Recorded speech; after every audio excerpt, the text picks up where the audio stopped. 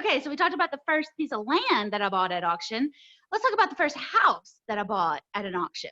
So again, I was trying to get my auctioneer's license and I was just going to a lot of auctions, but I noticed a for sale by owner sign in my neighborhood all summer, but I didn't know what to do with the FSBO sign at that time.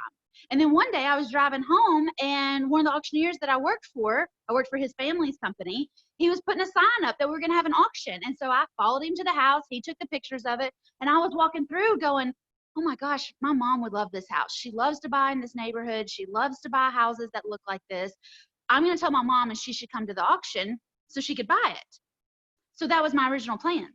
But then when we got to the auction, my mom wasn't interested in the house. For whatever reason, she just didn't like it. Maybe it was too old. Maybe it was too outdated. Maybe it was because my mom knew what she was doing and I didn't have a clue. But she said no on the deal and I said yes. So I spent my entire life savings buying this house at auction. I think the final gavel price on it was like $32,000, which is when the auctioneer says sold. That's the gavel price, okay? So I paid $32,000 for it, but because I bought it at auction, we had to put a 10% buyer's premium on it, which is $3,200, which takes me up to $35,000 and $35,200, I think. But then there's closing costs, there's property taxes, there's all sorts of stuff.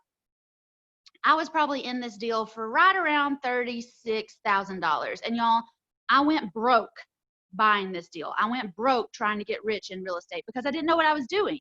Okay, I'd always seen my mom go to auctions and buy properties, so I thought that's what I had to do, and I thought I had to pay cash. So I used my entire life savings to buy this very first house on Cedarwood Street. And then after we closed on it, I realized that, oops, it didn't exactly have a bathroom. That's things that regular real estate investors look for before they buy houses, but I didn't know to look for that because I was new. And there's lots of things to look for so you don't make a huge mistake. So the first thing I had to do was put a bathroom in this house. And my main man, Lonnie, went out there and said, it's fine. There is an actual bathroom. It's just really old and it didn't have a shower. So we had to install a shower and it had a clawfoot tub. We had to put the surround in, probably change the toilet, the vanity. We're probably all in this house for $40,000. Okay. And it took a couple months because I spent my whole life savings buying the silly thing. I put everything out on the line to buy this house. So I had to go to work. I had to buy and sell some dump trucks. I had to come up with some money over the next couple months to put a bathroom in this thing. And I did. I rented the house on November the 1st for $800.